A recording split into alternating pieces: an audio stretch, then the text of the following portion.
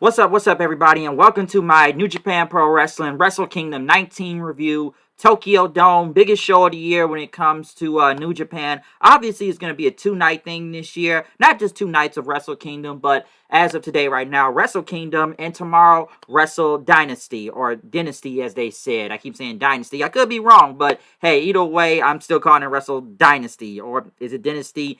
Correct me if I'm wrong, but Wrestle Kingdom 19, obviously a big card for this show. A lot of matches on here that I have been kind of looking forward to and following New Japan. I know I don't do a lot of New Japan reviews, but I kind of review when something really important happens. And this is their biggest show of the year. Some have said this is basically the equivalent to WrestleMania and everything. But what does Wrestle Kingdom have on the plate this year? Because honestly, the past few Wrestle Kingdoms have been kind of a little bit of hit and misses and hasn't been as great as a lot of people have said it's been, especially since, like, I want to say 2020. I know someone said that was probably the last great Wrestle Kingdom and whatnot. That was just, stacked. Because that was the first time they started doing 2 nights at the time. Until, since last year, they went back to 1 night now, if I'm not mistaken. Because 2 nights has been kind of tough for the past few years. It was cool the first time. And, hey, I really enjoyed it when it happened, okay? Especially falling on a weekend that year, which is right now that Wrestle Kingdom falls on a weekend again. So I don't have to, kind of... Listen, I didn't stay up late to watch this show, okay? Now, a few years ago, I did. I was really excited, and I probably stayed up for the second night, but I stayed up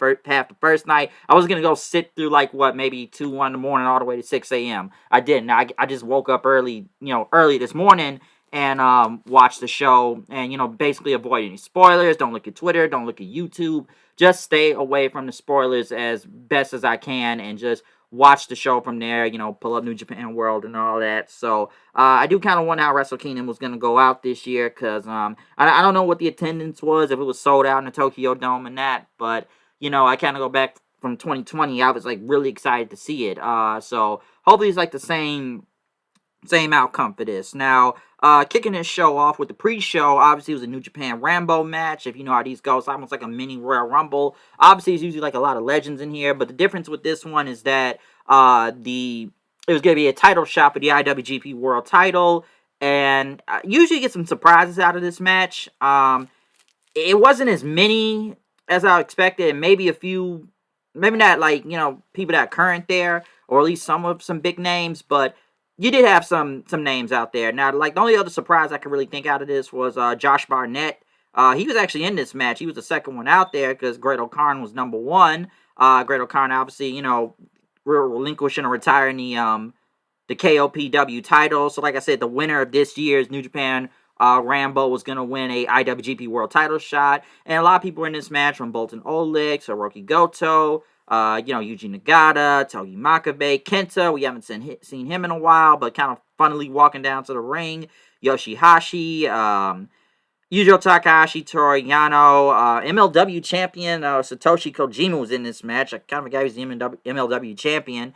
Hiroshi Tenzan, Hamna, Sonata, which is so crazy how much he has fallen off. Last year, Sonata was the main event of Wrestle Kingdom against Naito for the world title. Now he's just on the pre-show.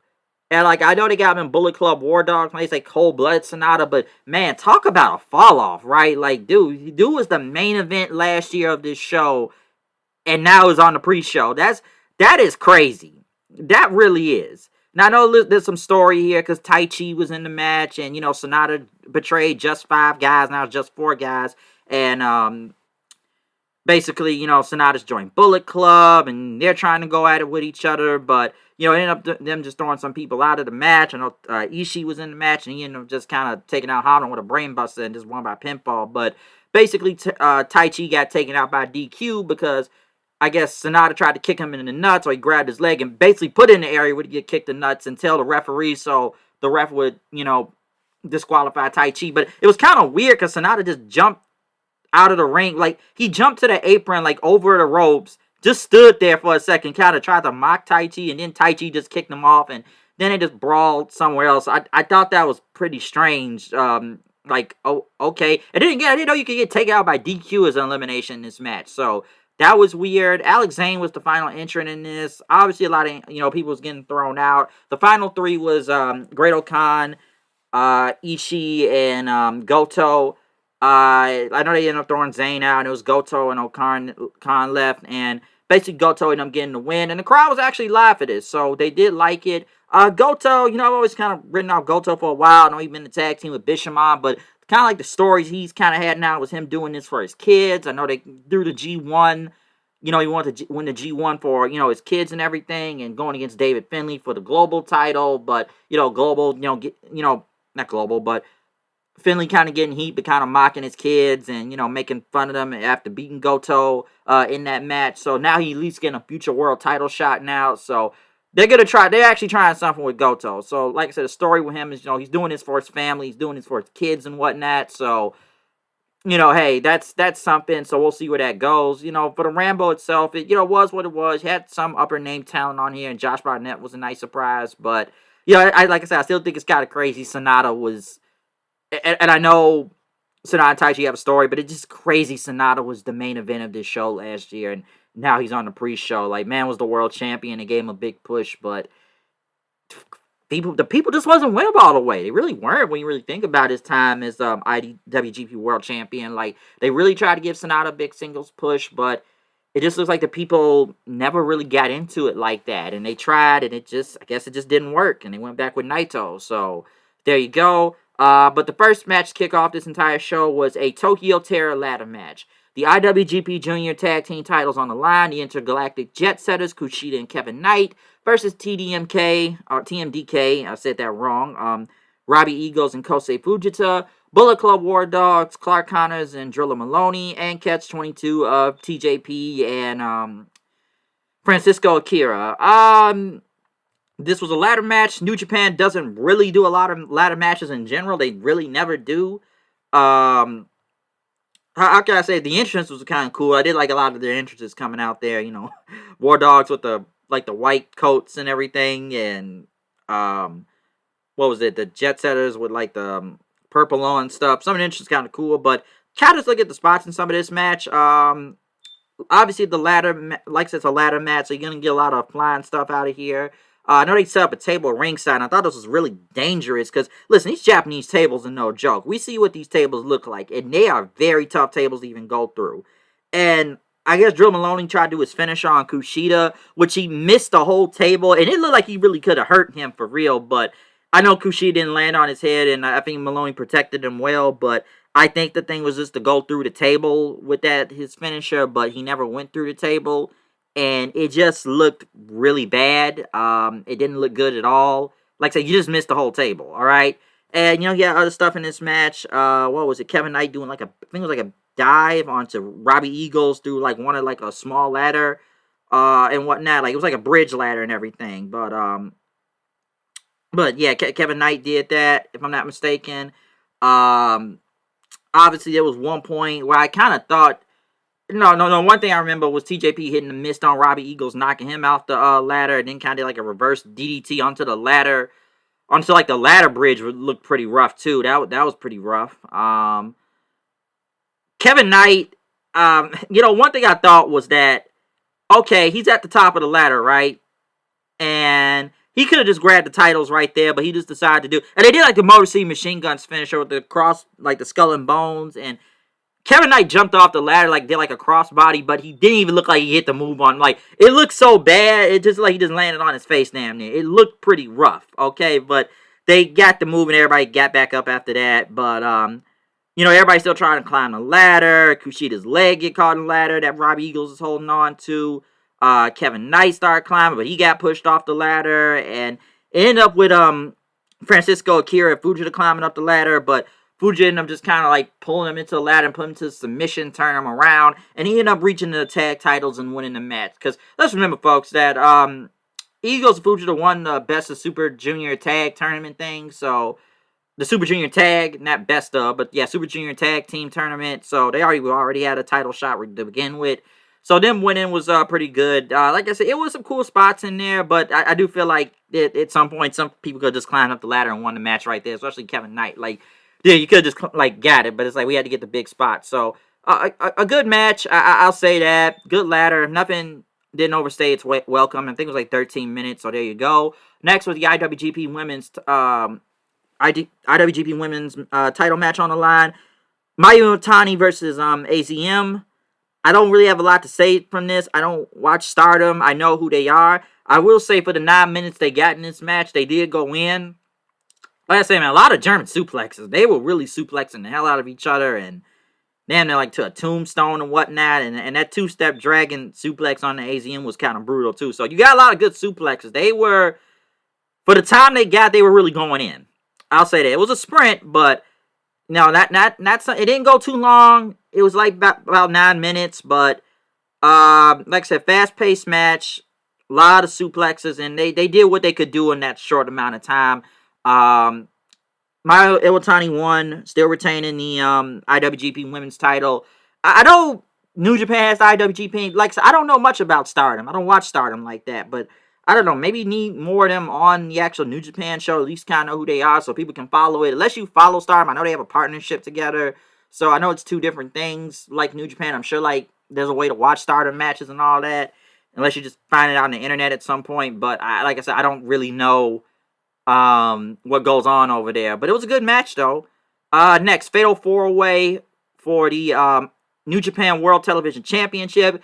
This match is usually under 15 minutes. You have to win in. Ren Narita, who is the champion, versus Jeff Cobb versus Ryohei Oiwa. I hope I'm saying his name right. And El Phantasmo. Now, this was supposed to be a triple threat match at first, but it ended up being a fatal 4-way because El Phantasmo returned. He beat cancer. That's awesome to hear because, about a few months ago they said he got cancer, but he had recently returned, kind of before Wrestle Kingdom, and he ended up making it onto the Tokyo Dome show.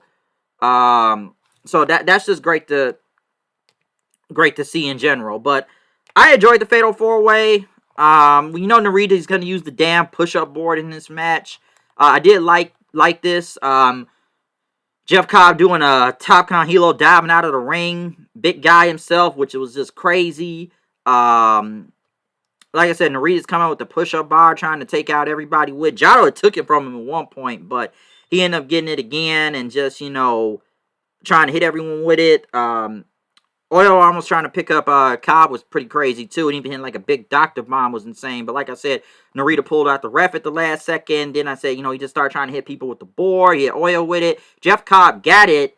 And he just, he broke the board in half, which the crowd popped for. And right after, Narita hit a low blow on him then after that.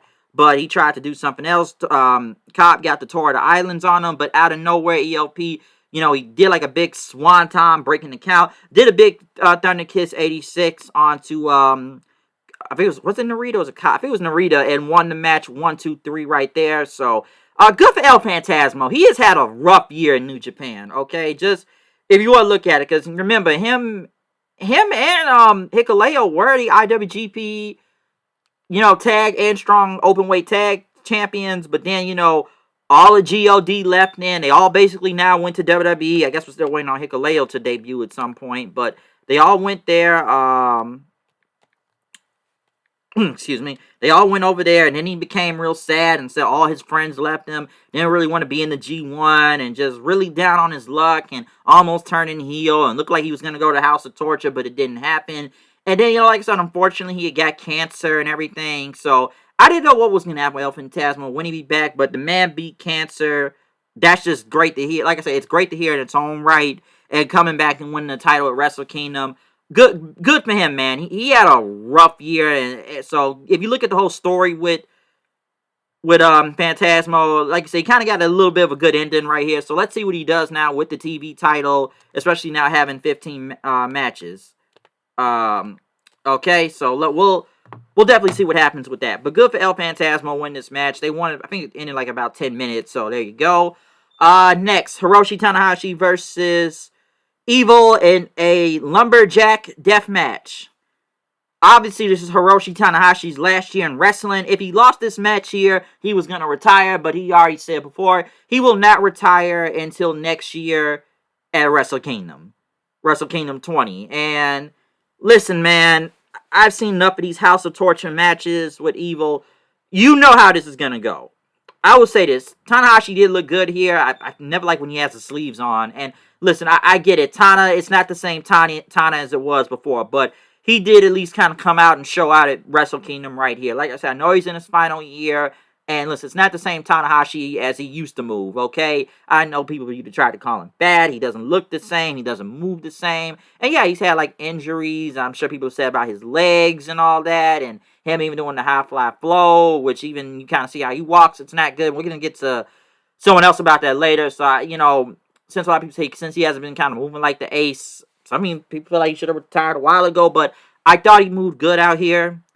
But like I said, you got the Hantai group out there trying to help Tana, which they just kind of get beat up half the time. And just House of Torture. Like, even Evil had a special entrance with like an organ, like someone on an electric keyboard playing him to the ring. But like I said, man, Tana, all the House of Torture is beating up him in the ring and doing the damn dick chop with Dick Togo. A lot of dick references in this match by the commentators with Chris Charlton and Walker Stewart.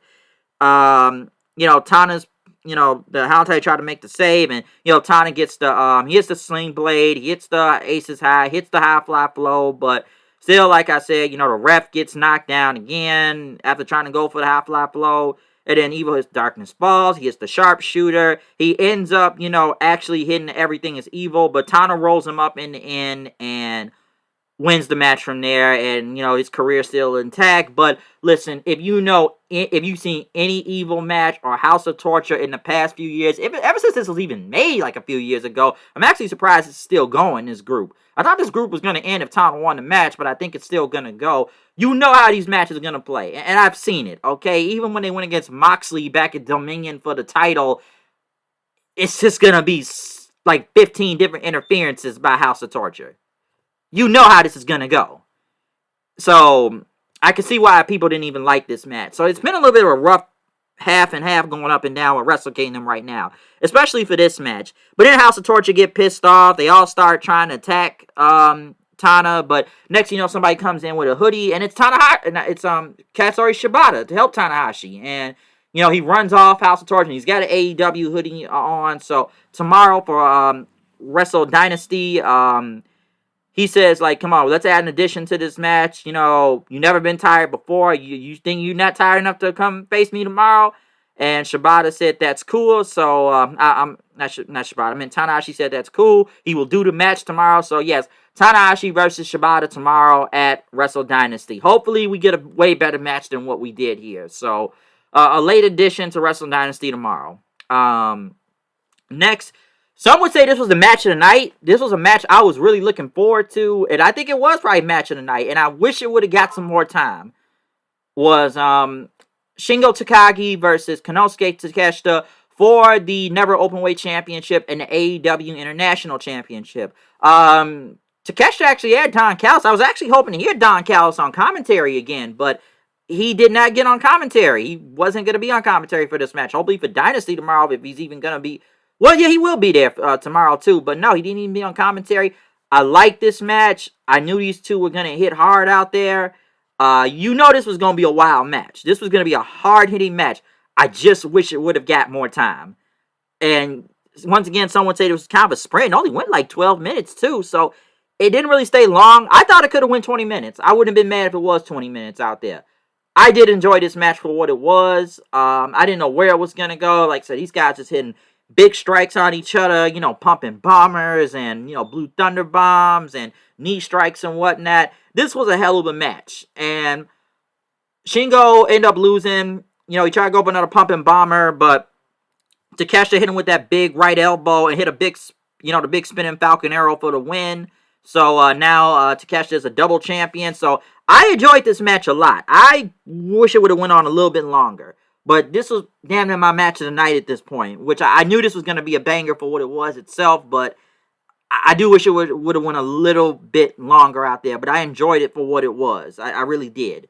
Right after that, though, let me just say this, too, within this match. Because tomorrow night now, Takeshita will go against Ishii, because Ishii was sitting right there. So Ishii was going to face the winner of this match tomorrow night at Wrestle Dynasty. So let's see what goes on there. And hopefully they get some more time out there tomorrow night too. Hopefully we actually hear Don Callis on commentary tomorrow night also when this match happens. Shingo, somebody pointed this out. every other promotional match Shingo has had, he looks like he loses to all of them. Like, he's lost to Moxley, he's lost to Bryan Danielson back Forbidden Door. Now he lost to Takeshita here at Wrestle Kingdom. So, bit of like kind of takes losses to anybody from AEW. It looks like, but overall, still I enjoyed this match. I thought it was great. So I really liked it. I just wish it would have went a little bit longer, but I enjoyed it for where it was going, though, and I was actually excited to see this one. Next match was rough, and this is unfortunate what happened here. The IWGP Junior Heavyweight title on the line, Doki versus El Desperado. I know Desperado, he kind of been out for a minute, because I think he had like a knee surgery and everything, so he was back. He went to face Doki at the Tokyo Dome. Doki had a big entrance. I didn't really know the person that came out with him. I think it was somebody from like I feel like a Japanese opera, if I'm not mistaken, but it looked cool, his entrance. I did like it. But unfortunately, Doki went to the top rope, and he went for the Doki bomb to the outside, to the floor. And looking at this in slow motion, you could see like his elbow and his arm smacked the floor real hard. So he may have legitimately broken his arm. That the match was done. It just like by forfeit. Desperado wins the title and everything. But he looked pissed off because I'm sure both of these guys wanted to have a great match. And, you know, he got on the mic and he says, you know, I hope at some point we can run this back again. And, you know, maybe we can get another match at some point whenever Doki will come back. I don't know if he really broke his arm, but the way it looked and how his elbow bent, that was rough. And listen, injuries can happen. You never know what's going to happen in wrestling. Injuries happen. And this was just unfortunate to see. It really was. You know, Doki, I'll say this, from a guy that came being the fall guy for Suzuki-gun and, you know, fighting his way actually get a big match on Wrestle Kingdom, even winning the IWGP Junior title in 2024 itself, you know, they really were on the rise with him and going against Desperado. I'm sure this would have been a really great match if it continued, but like I said, man, just that injury, because I didn't know what happened. When he hit the floor, I'm like, that was a rough fall, and look in slow motion, but, you know, you got to give the ref credit. He made the right call right here. It sucks for everybody that was involved in this match, and I said, hopefully the injury is not as bad as it looked, so we'll see what happens with Doki whenever New Japan announce what happened to him, but that was rough and unfortunate to see. So unfortunately, the match only went like about 5 minutes. So it's unfortunate, but you know, like I said, Desperado, you know, things happen when you put your everything into it, and they're gonna do this again down the road at some point. So we'll see what happens. Next, the IWGP Global Heavyweight title on the line: David Finlay versus Yota Tsuji. Obviously, I guess whoever's champion here was going to face either Jack Perry or Brody King tomorrow at Wrestle Dynasty for the title, but this was a great match.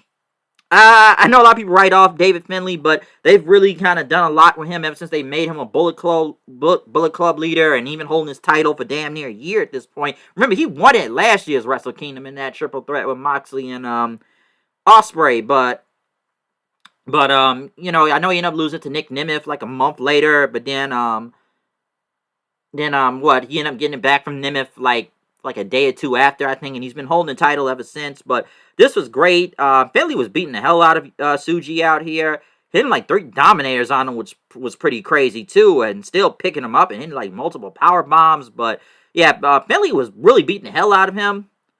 Tsuji, you know, kept coming back with you know, knee strikes, even trying, you know, Finlay tried to hit the Oblivion several times, but Tsuji hit a spear on him and then hit the Gene Blaster, but his foot was on the ropes. You know, he tried to go, you know, for elbow, even a curb stomped in. Finlay just still trying to find his way out of there. Even, you know, just a backslide attempt. Still trying to hit another power bomb, but, you know, Tsuji ended up getting out of the Oblivion and power bomb again. He had a knee strike, hit his own power bomb, and then hit, like, the Gene Blaster spear for the win. So, Tsuji got the big win right here. David Finlay, I don't know. I know some people are already saying that Bullet Club's probably going to, you know, betray him at some point, given, like, he lost here. And maybe at Wrestle Dynasty, since he's facing Brody King tomorrow, will he lose again? I don't know. I thought this was a great match, though. I really liked it. And listen, they had to kind of get the crowd back, especially after what they just saw with the junior title match. They did pick it up here. I enjoyed this. So I figured Tsuji was going to win after, you know, Finley holding his title for a year. So this was a great match to watch. I'd recommend watching this one. So I enjoyed this. I'm not the biggest fan of David Finley matches in general, depending on how they go. And I was already questioning on this push of how they're going to make him a top gaijin in a way and Bullet Club leader. But it looked like it's worked for the better of him. So we'll see what happens next. But yeah, Tsuji got the title here. Next, Tetsuya Naito versus Hiromu Takahashi. And I'm not going to lie, this was rough to watch. I could say it started off at a methodical pace, but this match was really kind of slow. And Naito, man, it's rough kind of looking at Naito right now. Listen, the story is what helped make this the co-main event. And this was a great story when you watch the match. Student and teacher, they talked about the history with these guys. Even 15 years ago, Naito helped save Hiromu's job in New Japan. He trained them because they were going to get rid of him and even got him into LIJ and all that. And remember, this match was going to happen like 5 years ago in 2020, okay? This match was going to happen, but the pandemic happened, and at that point, I wish it would have happened 5 years ago because, Naito was on a big roll right now. He was IWGP, champion and Intercontinental. He had the double title. Hiromu was the junior tag champion. Both of them were on a pretty high level, and I kind of wish that it would have even happened a few years ago right now than here. And, both these guys, they won the World Tag League, but they just finally decided to face each other now on a big stage at Wrestle Kingdom and whatnot. And, they really wanted this match and was going to be a one-time only thing, but I really wish this match would have happened 5 years ago now in 2020. I really wish it would have. It was... like I said, it was kind of methodical, and it kind of kept going on, and it wasn't bad, and they did their best. They really did, even when, Hiromu not even putting the fist up with Naito, but one thing they was really saying on commentary was just the amount of injuries Naito has had. Like, he had recent eye surgery. This is like, his third eye surgery, so they had to make, where his left eye was good, but now they kind of weakened that one to make the right eye good, so apparently he has bad vision right now. We know about Naito's knees and how they're really bad. I know you talk about back injuries, neck injuries, and I'll say this too, throughout the year, it has been kind of rough to watch Naito, okay? He was good at Wrestle Kingdom, and, he was kind of back up there, and even when I got to see him live at Windy City Riot against Moxley for the title, I actually thought the match was really good. I didn't like their Forbidden Door match. I didn't think it was all that. Even when I saw him in the G1 I watched, he had rough time out there. You can even see botches in this match too. But, yeah, man. I don't know how long Naito is going to keep going. I know they said on commentary that he's just going to keep, kind of do as much as he can. Because, personally, I really think he should just take off for a while. I really do. And just try to at least kind of heal up from his injuries. I don't know how, even right now, I think they even announced that Naito and Hiromu will be going for the tag titles now. So they still did win the World Tag League, so I guess they'll get the tag title shot tomorrow. Because, towards the end of the show, I thought it was going to be a surprise for Great O'Connor, but he ended up picking Jeff Cobb to be his tag partner to face the Young Bucks tomorrow. Now it's a triple threat for the tag titles. But like a lot of people said, Naito is just not the same person as he was. I know people talked about a lot of injuries right now, and even people that were the hottest thing in New Japan not that long ago, it's like a lot of injuries just kind of built up on them. A lot of people talked about Watana. A lot of people talk about Naito. Even Kenny Omega. I know he's not in this company anymore, but come on. Even, hey, New Japan style takes a toll on your body, so I'm sure a lot of people say they don't really blame Okada or even Shinsuke Nakamura to just go into WWE and AEW. It's a lighter schedule. You don't got to go as hard as you could. So I'm not saying you got to phone it in all the way, but it'll be a lighter, it's an easier style, and I guess the schedule itself, but you don't got to go as hard as you did in NJPW. But like I said, the match wasn't bad, but it was still about the story. But there were just times it was just running slow and botches and all that. But it was, the student versus teacher thing and the emotional story. So it was a lot of more story with this match. But I do feel like Naito should take a break for a while. I really think he should until at least his body is healed up enough, because his body is just really broken down, I see. And this is coming from a big LIJ Naito fan, okay? I'm a big fan, but I can clearly see in myself that this is not the same Naito from even a year or two ago, I want to say. I know people talked about his knees, but now, like I said, it's his vision. And even before, I remember he had surgery years ago before he even had the match with Okada back in Wrestle Kingdom when it was like the first two night in 2020. So, like I said, the guy has had like a lot of injuries, but you could tell like the toll of what's happening with him, and people to talk about his vision. And I would have liked if Hiromu and Naito had faced a few years ago, and instead of waiting this long. I'm glad it happened. And, they showed respect to each other. Naito hit the Destino. Because even with him, I almost thought he was even going to do the Stardust press, especially in his condition. But, Hiromu grabbed his leg and kind of like, almost stopping him to do it. And Naito just slapping him around and just hitting the Destino and won the match. And, he got the win and he put his fist up. So the Mentor still won. And, Hiromu kind of just picked himself up. He bowed down to Naito and then put his fist up, and they both walked out together. So I'm glad they finally got the match that they wanted. They said it was 15 years in the making, and it was supposed to happen 5 years ago. But I'm glad it happened. But I feel like if it happened a few years ago, we would have got a way better match. Some even would have said maybe even match of the year and whatnot. So this was just, like I said, this was rough. This was rough, but.